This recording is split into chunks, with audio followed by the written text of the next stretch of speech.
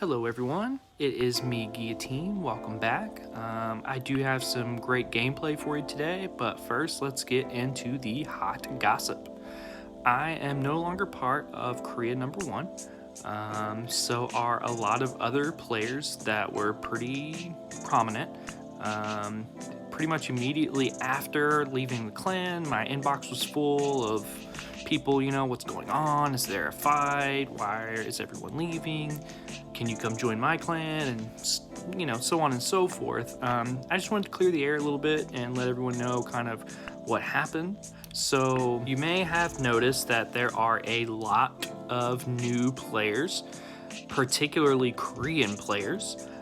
So the servers have recently just opened in Korea, a lot more than previously. We did have a few Korean clans, but now I've seen upwards of like 10 new clans, and a lot of them have been pretty active.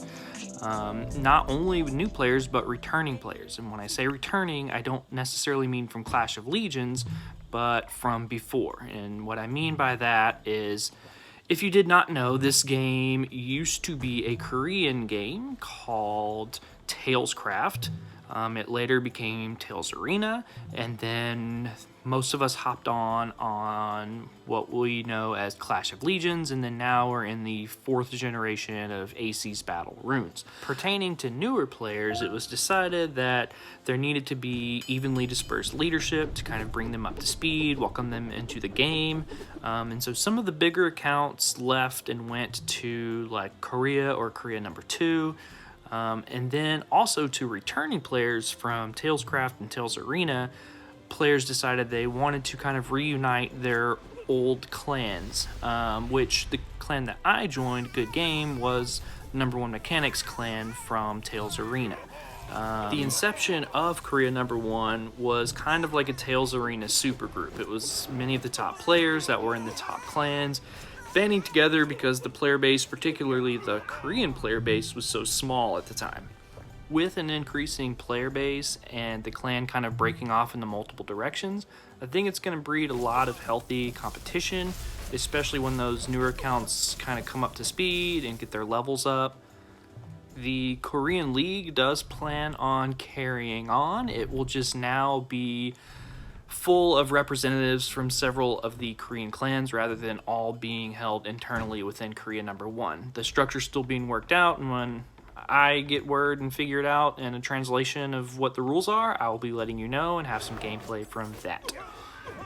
So that's pretty much it. No drama, just growing pains, and it's an exciting time. I miss fighting for the #1 spot, and maybe I'll get a chance to do it again. But for now, it's a new chapter, and I'm excited about it.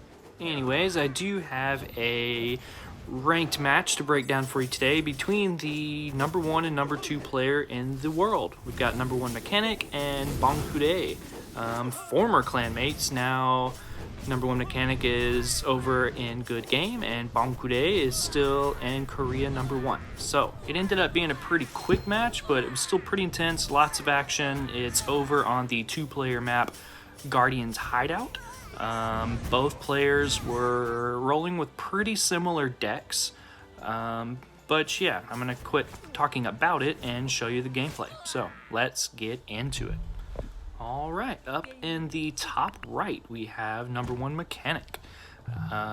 In the baby blue, he's got the old Halloween skins, going for worker, gas, barracks, and then Bongkure in the Eagle's Nest skin.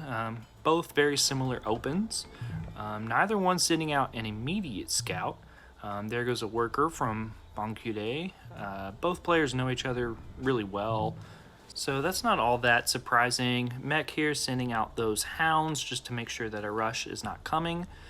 Bongkure is sneaking in a worker, and it looks like it does go undetected. I think that owl that Mechanic is sending out just barely missed it. Mechanic scoping it out, just seeing what unit composition he's up against, if that expansion's going down. Bongkure putting down a electric tower here, and this is going to be unfortunate for Mech since it's undetected. That's a negative 400 gold right there. And in comes Mech with some tanks. It looks like he's going to kill that worker. He's going to be able to take down that tower before Bongkure can really get a cancel. He uses Temptation on that tank and then the gold line to his advantage and hiding it behind here while it heals up. Taking some free shots at those archers. They move in now. They're able to take down the tank. They're able to take down the tower.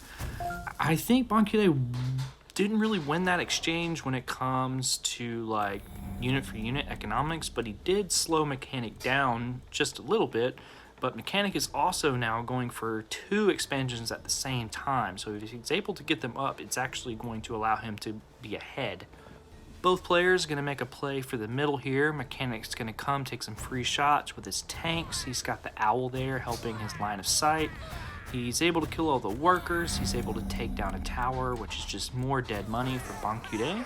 And now Mech's charging in the middle, casting Swift. Bongkure still is another tank. Mech's gonna retreat here, and it looks like, yeah, those bats are gonna clean up the rest of the army while Mechanic retreats. Bongkure is probably feeling pretty good right here. Mechanic's third base is unscouted as of yet, and Bongkure I don't think has the resources to go for his third base yet. So he's just going to keep trying to control the middle. He's going to keep taking free shots at Mechanic's workers, probably thinking that he's just starving him for resources, but Mechanic's down in the bottom right, quietly mining, quietly building up a bank to make a push. Rather than spending money on putting up another base, Bongkure here is putting up another tower and another barracks down in the middle. Mechanic's able to rally and just get a really good angle from the top down. He's able to snipe down another tower with his tanks and just really start raining down a lot of damage. Those tanks have area of effect damage, and when you've got that many of them, they can start taking down structures and clusters of units pretty quick. While that's happening though, Mechanic's got a whole bunch of dogs and sneaky boys down at the bottom. He hits Swift. He's able to come in, take out all of those towers, take out all of those tanks, and now he's got his tanks coming down from the top left. Bongkure does get a castle up, but Mech's already there putting pressure on it, and that is it. Good game. That's it for this one. I hope you enjoyed it. I did mention yesterday about going on live stream on my friend Invader's channel. That did happen, but it was 6 a.m. this morning. But I will be posting 2 of those fights later this week. So that's going to be it for now, but thank you all so much for watching, and I will holler at you next time.